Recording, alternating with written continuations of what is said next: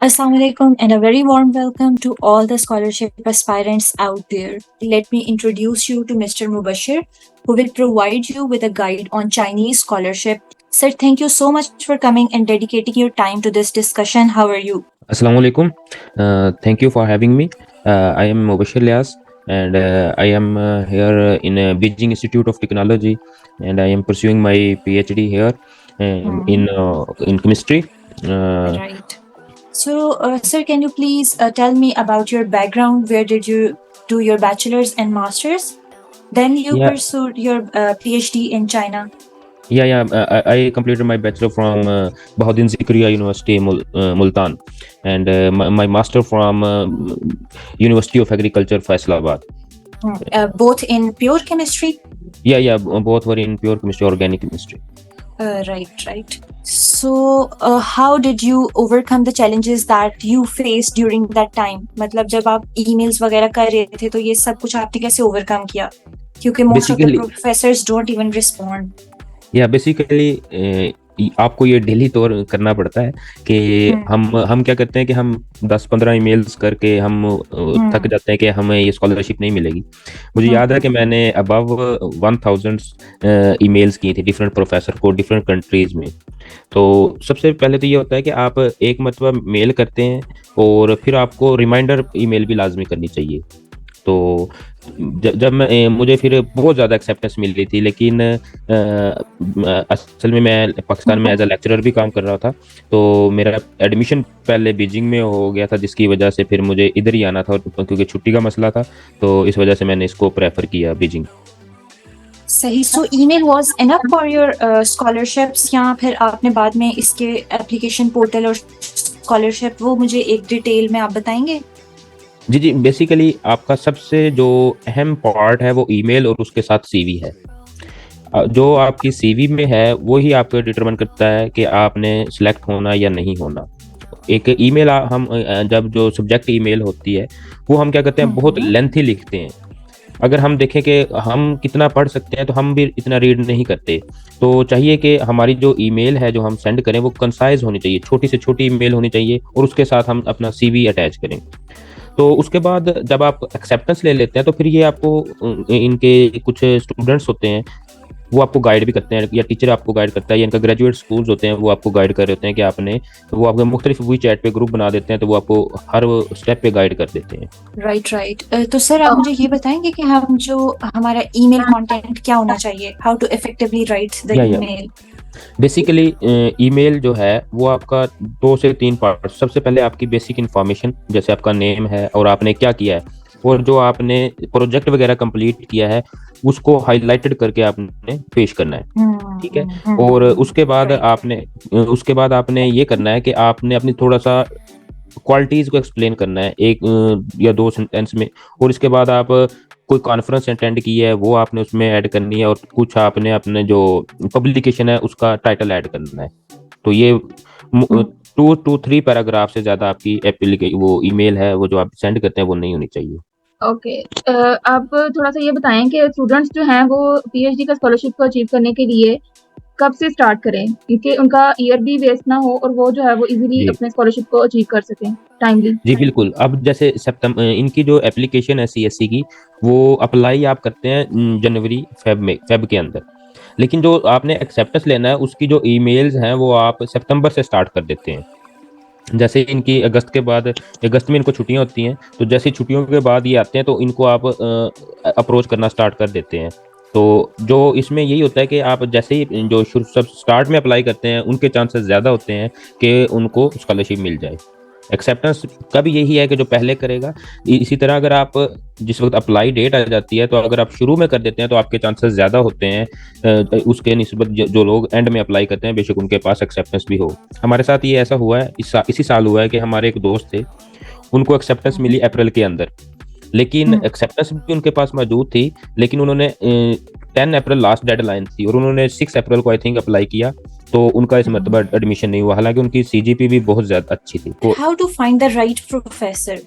मतलब अगर मैं किसी वेबसाइट पे जा रही हूँ या किसी यूनिवर्सिटी को एक्सप्लोर कर रही हूँ तो हाउ टू फाइंड कि यही वाला प्रोफेसर है जिसको मुझे ईमेल करना चाहिए?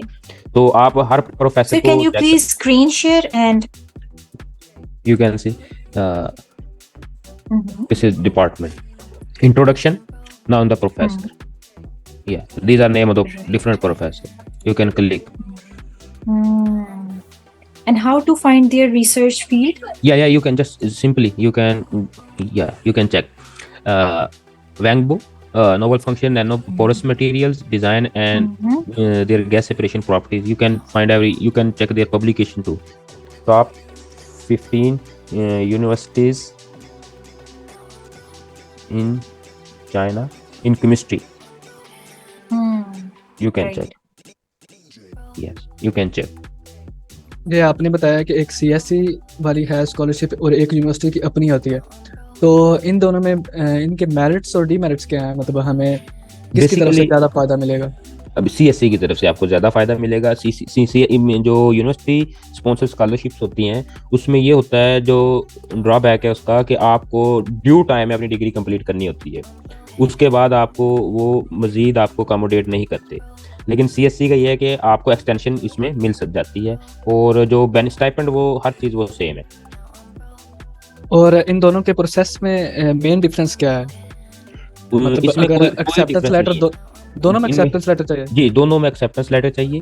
उसमें ये होता है कि कुछ यूनिवर्सिटी की तरफ स्कॉलरशिप मौजूद होती है, यूनिवर्सिटी की अपनी तरफ खुद प्रोवाइड करती है कुछ स्कॉलरशिप, तो उसमें वो जो उनको होता है कि ये एलिजिबल हैं, हमारे क्राइटेरिया पे पूरा होते हैं, उनको वो स्कॉलरशिप दे देते हैं। पर इस साल बहुत कम यूनिवर्सिटीज़ ने स्कॉलरशिप दी है, क्योंकि कोविड की वजह से इनकी 2022 में ओपन हुई हैं यूनिवर्सिटीज कंप्लीट ओपन। जो 22 और जो 2019 से इनके जो बैच थे वो मौजूद थे, तो इस वजह से इन्होंने कोई भी स्कॉलरशिप यूनिवर्सिटी की स्कॉलरशिप नहीं दी, और इस साल बहुत कम स्कॉलरशिप सीएससी की तरफ से भी दी गई हैं, और एक साल तक में भी ये चल रहे कि स्कॉलरशिप कम हो मेन यूनिवर्सिटीज के अंदर।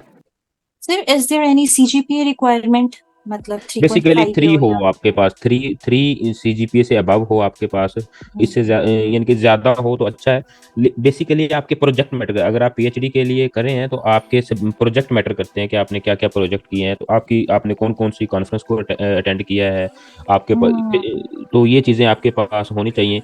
और अगर जिस प्रोफेसर को आप टारगेट कर रहे हैं, तो वो आपसे जब इंटरव्यू लेगा तो उस टॉपिक पे आपकी कितनी ग्रिप है, तो ये मैटर करती है, और ये बेसिकली डिटेल में रेलेवेंसी मैटर जी करती जी है। बिल्कुल। पब्लिकेशन कितना मैटर करती है। अब जैसे बैचलर्स के स्टूडेंट होते हैं तो वो मास्टर्स के लिए अप्लाई करते हैं, तो उनके पास पब्लिकेशंस नहीं होती। सो इस लिहाज से फिर पब्लिकेशन ना होना, या प्रोजेक्ट भी अक्सर बैचलर्स के स्टूडेंट्स ने ज्यादा नहीं किए हुए थे जो मास्टर्स के लिए अप्लाई कर रहे होते हैं। चलो पीएचडी वालों के पास पब्लिकेशन वो सारी चीजें होती हैं। एक्सेप्टेंस इस समझ आ गई कि वो ज्यादा मैटर करता है, एक्सेप्टेंस लेटर्स, सीजीपीए भी अच्छा होना चाहिए। तो वो फिर ये पब्लिकेशन और प्रोजेक्ट्स का वो कैसे कॉम्पनसेट किया जा सकता है, या आप कैसे ऊपर प्रायोरिटाइज कर सकते हो अपनी स्कॉलरशिप को विन करने के लिए अगर आपके पास ये दो चीजें ना हो तो? जी, अगर आप जैसे बीएस का स्टूडेंट मास्टर की स्कॉलरशिप लेगा, तो आई थिंक हर यूनिवर्सिटी में जो लास्ट 2 सेमेस्टर होते हैं उसमें आप कोई ना कोई रिपोर्ट वगैरह प्रिपेयर करते हैं। Basically final year project. जी, तो उस प्रोजेक्ट को आपने एक्सप्लेन करना होता है, क्योंकि आप टारगेट कर रहे हैं अपनी फील्ड से रिलेटेड, तो वही उसी प्रोजेक्ट की आप प्रेजेंटेशन बनाएंगे और उसी को आप प्रेजेंट करेंगे, और उससे रिलेटेड जो क्वेश्चन होंगे तो वही उनको आपने प्रिपेयर करना होगा और उनकी तैयारी करनी होगी। और प्रोफेसर्स को कभी भी ईमेल कर देंगे या कुछ होता है उनका? नो, नहीं, ऐसे नहीं होता।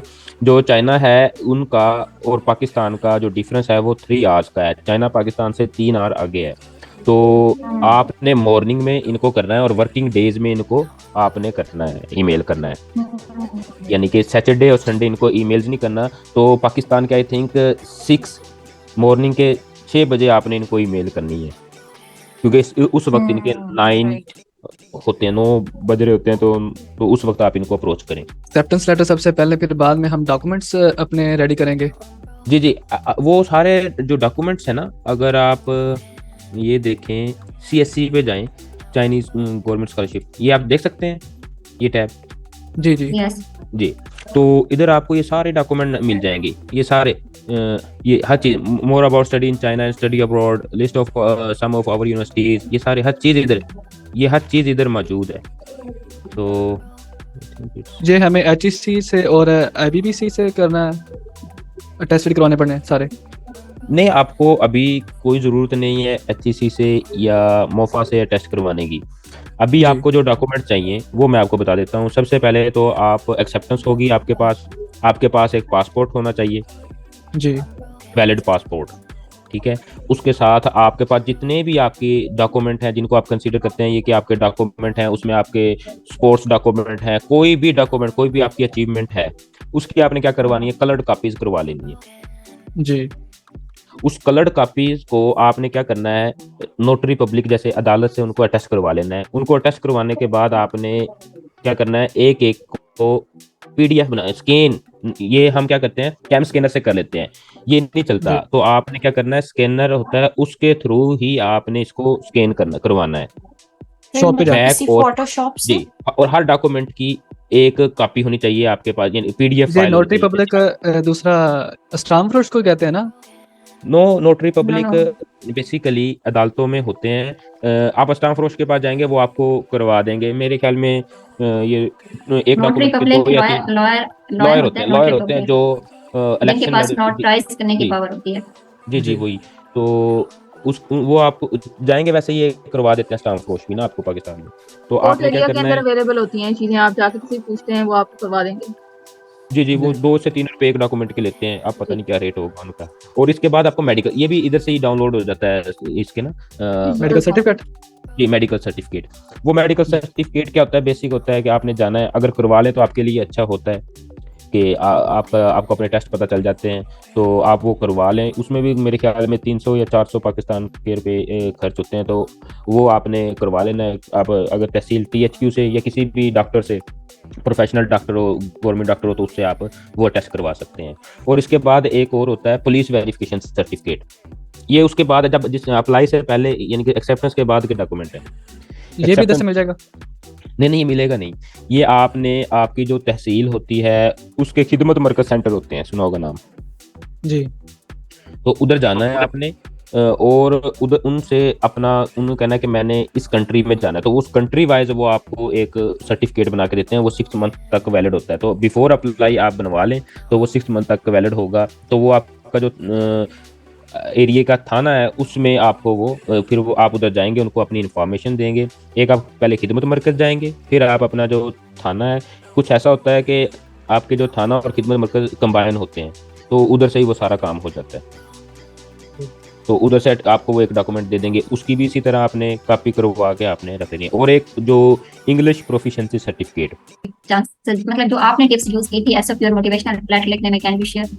यस, SOP में बेसिकली आप अपना कंप्लीट बैकग्राउंड और अपना जो स्टडी से रिलेटेड अपना बैकग्राउंड है वो उसमें बड़ी डिटेल से लिखते हैं। और उसमें फिर एंड में आप अपने जो प्रोफेसर जिससे आपने एक्सेप्टेंस लेटर लिया होता है, तो उस फील्ड को भी आप 1 या 2 पैराग्राफ में लिखते हैं। इनकी ज़्यादा इतना वो लेंथी SOPs नहीं होती, जैसे अमेरिकन होते हैं उनके ऐसे लिखना पड़ता है, कंप्लीट ऐसे होता है उनमें, तो इनका 1000 मैक्सिमम वर्ड्स होते हैं, तो इतना इनके लिए मुश्किल नहीं होता। जो इनमें बेसिक जो डॉक्यूमेंट, और ये खुद भी करेक्ट करवाते हैं, जैसे जब आप यूनिवर्सिटी में आपका ग्रुप बन जाएगा वी चैट का, तो उधर ये आपका करेक्ट करवाएंगे SOP वगैरह ना, हर चीज़ ये खुद करेक्ट करवाते हैं। और जो रिकमेंडेशन लेटर्स होते हैं जो हमने अपनी यूनिवर्सिटी के प्रोफेसर से लेने होते हैं, वो भी मेंशन होते हैं। I think 2 to 3 recommendation letters जी, चाहिए और होते हैं। 2 to 3 So, रिकमेंडेशन लेटर होते हैं। वो मोस्ट कोशिश करें कि वो प्रोफेसर के ले, ना कि अगर कोई आपका सुपरवाइजर एसोसिएट प्रोफेसर है तो एक वो ले लें, लेकिन जो दूसरा हो वो आप प्रोफेसर से लें, और उससे ज्यादा हो तो वो भी प्रोफेसर के लें। मतलब असिस्टेंट प्रोफेसर या लेक्चरर के नो, नाम नो प्रेफर नो, किया जाएगा। जी प्रेफर आप प्रोफेसर, अगर आप, और एक जो आपका सुपरवाइजर होता है MPhil में या BS में, तो उसके आप लें एक्सेप्टेंस और लेटर। ये वाकई में इंपॉर्टेंस रखते हैं, इट मींस रिकमेंडेशन लेटर्स। जी, हर डॉक्यूमेंट इंपॉर्टेंस रखता है। जो सबसे मेन है वो मैं बार बार ये कहूंगा कि वो आपका एक्सेप्टेंस लेटर है। वो रिसर्च प्रपोजल प्रोफेसर की रिसर्च देख के बनाएंगे फिर, या एज ए हम जर्नल भी बना सकते हैं? जो आपने प्रेजेंट किया होता है जो जिस वक्त आपने एक्सेप्टेंस ली होगी, तो ऑफ कोर्स आपने अपनी रिसर्च फील्ड से रिलेटेड और उस प्रोफेसर की फील्ड से रिलेटेड ही की होगी, तो उसी से रिलेटेड आपने रिसर्च, जो आपका प्रोफेसर की फील्ड होगी उससे रिलेटेड ही आपने अपना ये रिसर्च प्रपोजल बनाना है। अच्छा, कंक्लूजन की तरफ चलते हैं। आप इसके बेनिफिट्स बता देंगे, इसके कितने एक बेनिफिट्स होते हैं PhD स्कॉलरशिप या जो भी चाइनीज की हैं, कि आप क्या सबसे क्या प्रेफर करेंगे कि स्टूडेंट्स को ये लेनी चाहिए? अब अगर ये सबसे बड़ा बेनिफिट मैं आपको बताऊं तो मेरी गवर्नमेंट में जॉब है एज अ लेक्चरर पाकिस्तान में, वो मैं छोड़ के इधर आया हूँ। तो मैं 17 स्केल पे लेक्चरर हूँ गवर्नमेंट ग्रेजुएट कॉलेज खानेवाल में, तो मैं वो छोड़ के इधर स्कॉलरशिप पे आया हूँ। देखिए आप इसमें क्या होता है कि आपको बहुत ही कंफर्टेबल माहौल प्रोवाइड किया जाता है इधर, यानी कि आप सिर्फ अपनी रिसर्च कर रहे होते हैं, 1 या 2 सब्जेक्ट होता है, ना इतना आप पे बर्डन होता है, और आपको वो पे भी कर रहे होते हैं, एक अच्छा माहौल प्रोवाइड किया होता है इन्होंने। अब फाइनेंशियल बेनिफिट्स कितने जी फाइनेंशियली मैं आपको अब बताने लगा हूँ। फाइनेंशियल अगर आप पीएचडी पे आते हैं तो ये आपको 4500 युआन देते हैं, जो एक युआन का जो आजकल रेट है वो 42 है, वो आप काउंट कर लीजिएगा कितना बनेगा, वो आपको पर मंथ देते हैं। और जो मास्टर के लिए आते हैं उनको ऑलमोस्ट 400 युआन देते हैं ये। उनमें से अगर आप इनकी जो डोम है, इनके यूनिवर्सिटी की डोम में आप रहते हैं तो आपको वो 1000 रुपये पे करने पड़ते हैं। तो जो पीएचडी वाले फिर उनको 3500 मिलता है, और जो मास्टर वाले उनको 300 मिलता है। तो इधर मोस्टली हम बीजिंग में रह रहे हैं, सबसे ज़्यादा अखराजात इधर ही होते हैं। 800 या 700-800 रुपये में आप बहुत अच्छी लाइफ इधर बहुत अच्छे से, जैसे पाकिस्तान में गुजारते हैं वैसे नहीं, बहुत अच्छे से गुजार सकते हैं। ठीक है, तो आप मिनिमम अगर मास्टर का स्टूडेंट है वो फाइनेंशियली अपने घर को 70 to 80,000 आराम से भेज सकता है। Well, it was a valuable and informational session. Okay, thank you, अल्लाह हाफिज़। अल्लाह Thank you. Allah Hafiz. Now I'm broke,